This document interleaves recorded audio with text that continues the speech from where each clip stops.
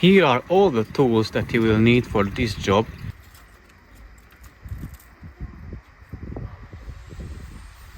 So, this is how the intake manifold looks like.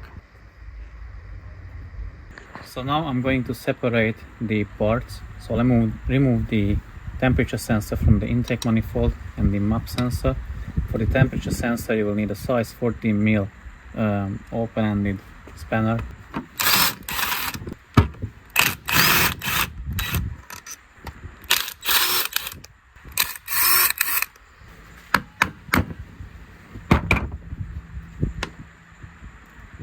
There is a gasket here.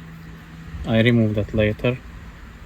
Now remove the part which causes the problem. As you can see, there should be a hole, but there isn't. So this is that tube which causes the problem and triggers a fault code. In our case, it didn't trigger anything at the moment, but it could have. It is held by 3 8mm bolts.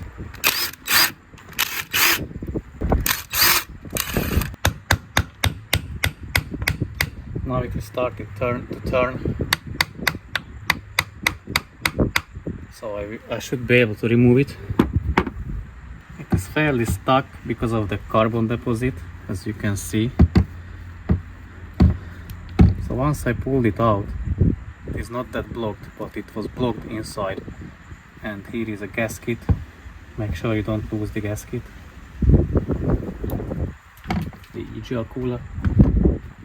It is held together by 2 10mm bolts, and there is a gasket in between as well.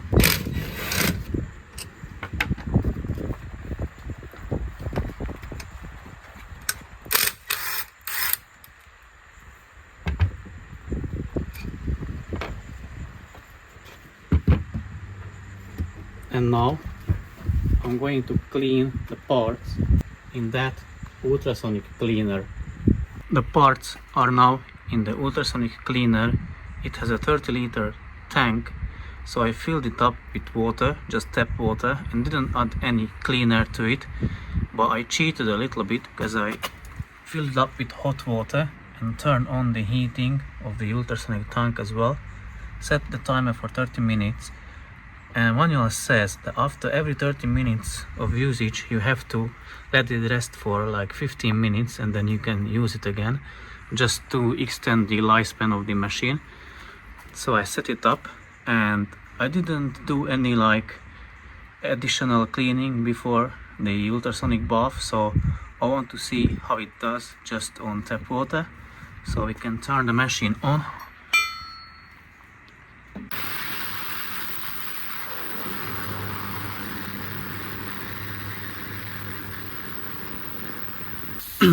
Guys, these are the parts of the EGR system, and there is the intake manifold. And as you could see previously, that some of the parts were cleaned by the ultrasonic cleaner and the other were cleaned by my girlfriend. So the cooler, the pipe, and this one, the other part of the EGR, was cleaned by the ultrasonic cleaner, and the tube and the rest by my girlfriend. So let me show you after one run in the ultrasonic cleaner how they look like. It looks pretty good, just need a bit of a touch up. This one as well. So I'm pretty impressed with the cleaner. This one as well. Obviously this one needs a bit more cleaning, but it's hard to reach area. I'm going to run it one more time in the ultrasonic cleaner, and this one is still dirty, but it's not that difficult to clean it anyways. So, but I'm going to use the cleaner a bit differently, because now I'm going to put boiled water in it up to the temperature as it requires, so 80 degrees of Celsius, and then turn it on for 30 minutes and see the results. And the rest, I didn't put these because it has electric connectors, and I think I can use it with the ultrasonic cleaner. I just need to use distilled water or deionized water, and it takes 30 liters, so I didn't want to use it because this is not difficult to clean. As you can see, my girlfriend cleaned it. This one, the throttle body, and the another throttle body like thingy as well. so it's cleaned. These are good, these 3. She's gonna touch up the other 4, and I'm going to run this one, I think, one more time in the ultrasonic cleaner. But the interesting part will be the intake manifold. So as you can see, it is very dirty. I'm going to scrub everything off with the screwdriver into the bin. So all the carbon chunks, big chunks, gonna go to the bin, and then I'm going to put it into the ultrasonic cleaner, and you will see the result, how it looks like. And after, I'm going to do the intake ports with the Walnut blaster. I'll do 1 or 2 ports on the camera. The easiest accessible ports I will do on the camera, so you see the before and after the process, and then I'll do the rest off camera, assemble the things back together, start up the car, run the diagnostics, check for live data, take it for test drive, and then let the owner that the car is ready to be picked up. So scrape as much as you can, and then depending how you're gonna clean it, either use the ultrasonic cleaner if you have access to it, or then clean it with chemicals. It is entirely up to you. It is a hell of a dirty job, to be honest.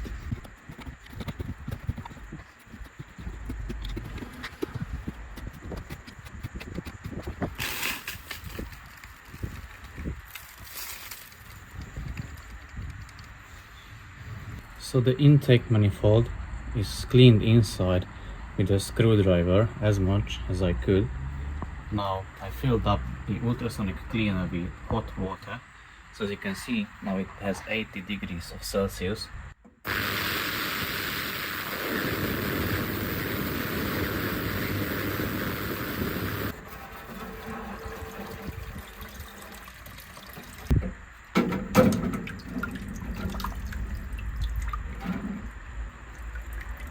It has cleaned it from the outside fairly good on the first try, but not from the inside. So maybe I'll try to turn it the other way around. Put it back one more time and then see the results. Now I'm about to Walnut blast the intake ports, and I want to show you, because a lot of you asked in the comments on various videos about this cleaning, so how I set up that the valves are closed. So there is 3 methods I know about. The one is that you stick down the endoscope to the intake port and check it if the valves are closed. The second one, if you remove the glow plug, which was here is the glow plug. Make sure when you remove it, don't hit this end to anything, or don't knock it to anything, because you may break the heater element inside, and then you can throw it to the bin because it won't be working again. So for this one to be able to remove the glow plug, you need to remove the wiring for the glow plug. This has these plugs or tabs. Basically I just pulled with the needle nose plier on each of them, put the needle nose plier and just pull it, and it should pull easily. Then for the glow plug you will need a 12mm hex socket. Undo it. Usually you can undo them really easily, so they don't really break. I haven't had any so far that broke, so you can remove them. And the next method is, again, use the endoscope, stick down to the hole and check for the piston if it is at the top dead center, and if it is, then that means the valves are closed. So you have 2 valves for 1 cylinder, so you can do 2 holes at the same time. Also, if the last, so the 4th cylinder is at top dead center, that means the first cylinder valves are closed as well, and the 2nd and 3rd are open, and vice versa. If those 2 are closed, these ones are open. So you can do 4 ports at the same time.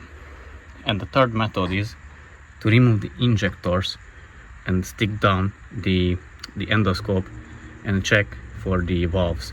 This is like a bit more, it requires a bit more effort or hassle, because you need to remove the injectors, and then it has a special tightening sequence to put them back. So I don't recommend it. I recommend one of these. I would suggest the first one. Stick down the endoscope to the ports, and that way you don't have to remove the plugs, so you won't have to risk that you can break them. And another question, like how do you turn the crankshaft, or how do you make the engine turn over? So here is the answer. The car is lifted only one side, and this one being an automatic, I have the fourth gear engaged, and now I am able to turn the engine over by the wheel. So if I turn the wheel, it turns the engine as well. If you have an automatic, you need to remove the wheel and that plastic trim, and you will see the crankshaft bolt, which is a size 21mm bolt, and you can turn it over with a ratchet. So I am inside the intake port with the endoscope, and as you can see the valve from here, and it looks like it is closed, but I will check it from the glow plug hole as well.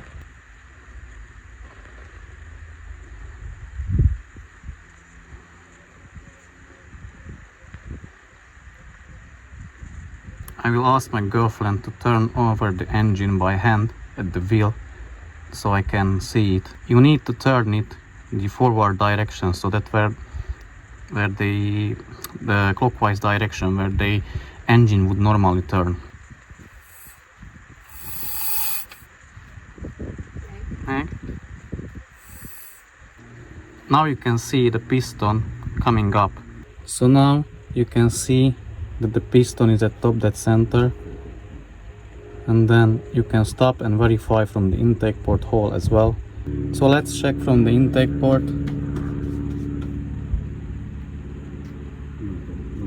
And now, as you can see, the valve is closed. We are looking at it from the intake port, so I can do those two ports and the first two ports.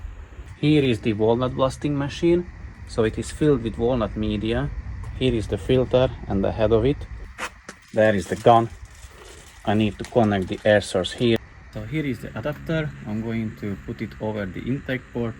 So put the gun into the hole. Put the adapter over the other hole. And now I can turn on the vac and start blasting it.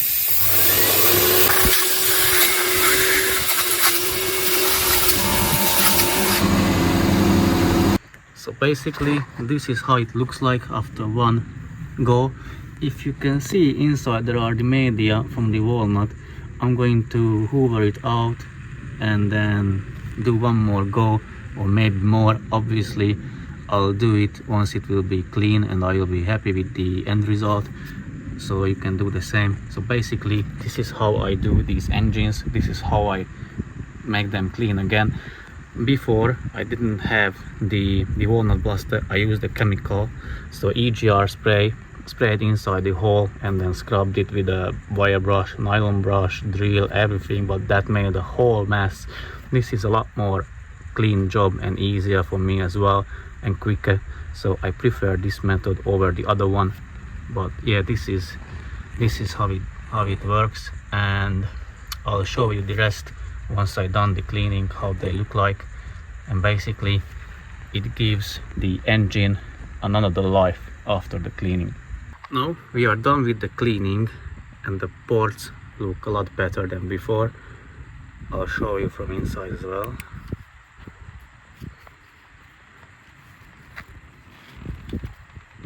This is how they look like. You can see the actual valve.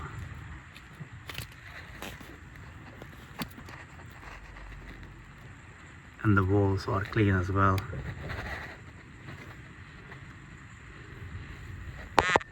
And before putting the things back together, make sure you turn the wheel like at least 2 times, so the engine is turned over, nothing is blocked, nothing got into the cylinders, and you can freely turn the engine over. So once you verified it, you can put the stuff back, the parts back together. I'm going to do that off camera, and I will be back once I'm gonna start up the car, because I still have to change the pipe underneath the exhaust pressure sensor, because the owner said that even though the sensor is new, it still puts him into limp mode because the pipe is fully blocked with carbon. The car is assembled back together, so the cleaning is done. All the bits and parts are clean now. The ports, the manifold, the EGR system. I have changed the exhaust pressure pipe, so underneath the exhaust pressure sensor. Now I'm filling up the system with coolant. So basically I just reuse the old one, I coat it in a container, and then I'm gonna reuse it. I'm using that spill-free funnel or filling kit. It's very handy. Here is that pipe I changed. It was a pain in the ass. I think it took me like 4 or 5 hours just to get it out and put the new one back. So I will fill it up with all the coolant, and then I will start it up using a jump starter, because it won't have compression for the first few attempts. So usually it takes like maybe between 5 and 10 attempts to start up. And once I will start it up, I'll show you the live data, clear the fault codes, take it for test drive, and check back with you. Guys, we are up and running. The car started up on the first attempt, which is not usual. I'm still letting the air out of the coolant, the cooling system, so I'm going to bleed it, then take it for a test drive. No fault codes or no signs on the dashboard appeared. Obviously I'm gonna scan the car for codes, check for live data, and take it for a test drive.